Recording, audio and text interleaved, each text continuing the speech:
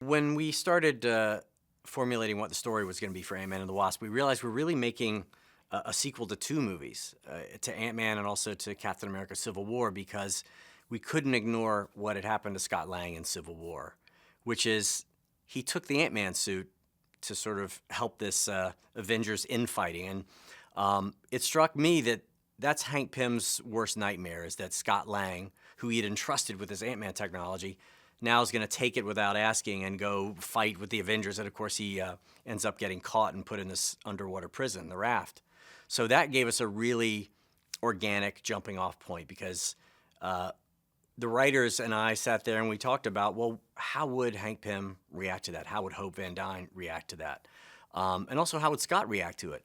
Because that's Scott's worst nightmare too, is being in a prison and not being able to see his daughter. So it really gave us a natural starting point for this movie, and that was dealing with the ramifications of Scott's actions in Civil War. I think one of the things that I like in sequels in general is when you pick up the characters from the first movie not at the exact point you left off in the first movie. So Hank and Hope's relationship is really different in this movie than it was in the first movie. There was a lot of conflict between the two of them in the first movie, because Hank had maybe not told his daughter the truth about her mother and was being overly protective with her. In the first movie, Hope is absolutely the one who should have been able to take care of Hank's problem for him, but he brought in Scott Lang because he was really being overly protective with his daughter. He didn't want her to put on the Ant-Man suit or anything like it, because of course his wife had met an untimely end doing the same thing. In this movie, they've resolved those issues, and she's a fully formed hero. And Hank and Hope are working incredibly well together. I think he's very proud of the fact that she's taken on the mantle of Wasp. And they're also partners in this scientific endeavor, which is to build this quantum tunnel with the hopes of maybe bringing her mother back. Well, the real question in Ant-Man and the Wasp is, I think, on Hope's end, she's a fully formed hero, and she's estranged from Scott because Scott took the suit and went to help the Avengers without telling her. So I think she feels betrayed at the beginning of the movie, and it really occurs to her that maybe I don't need a partner at all. I'm doing really well as a hero on my own. Why would I need a partner? But because of this specific mission, Hank and Hope are forced to bring Scott into it because they need some information that he has. And throughout the course of the story, I think she remembers really kind of the feelings that she had for Scott, and also the value that Scott has, and the fact that he is, a really good-hearted guy at the center of it, and also a really heroic guy. But she's very conflicted about it. So the real arc of the movie between Scott and Hope is about, should they be a partnership? Are they going to be able to be a partnership? And throughout the course of the story and the events of the story, I think they realize that there might be a place for each other in their lives.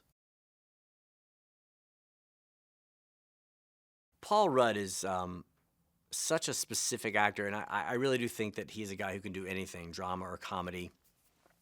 But what he does, I think, better than anything is he really brings life to the character of Scott Lang in this movie. And I think it's important because I've always viewed Scott Lang as the everyman of the Marvel Universe.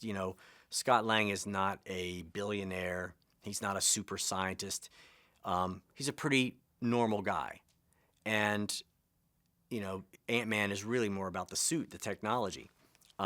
He's a very heroic guy, but, he's a normal guy, and I think a very relatable guy. And I think that's Paul Rudd's sweet spot.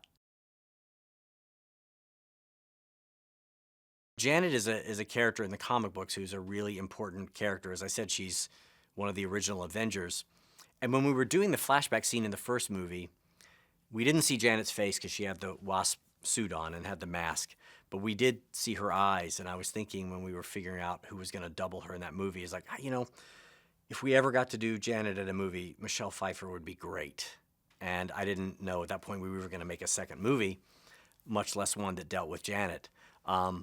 But we did, and we went out to Michelle Pfeiffer, and I met with her and sort of walked her through the story. And I've always been a huge fan of hers, and I loved the idea of her being in this universe. I was thrilled when Laurence Fishburne said yes to playing Bill Foster.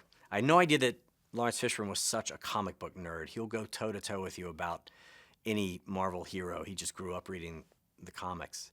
And I love the idea that he is a formidable presence with that amazing voice. And we needed someone like that who was going to go up against Michael Douglas's Hank Pym. And the scenes with the two of them, I think, are terrific.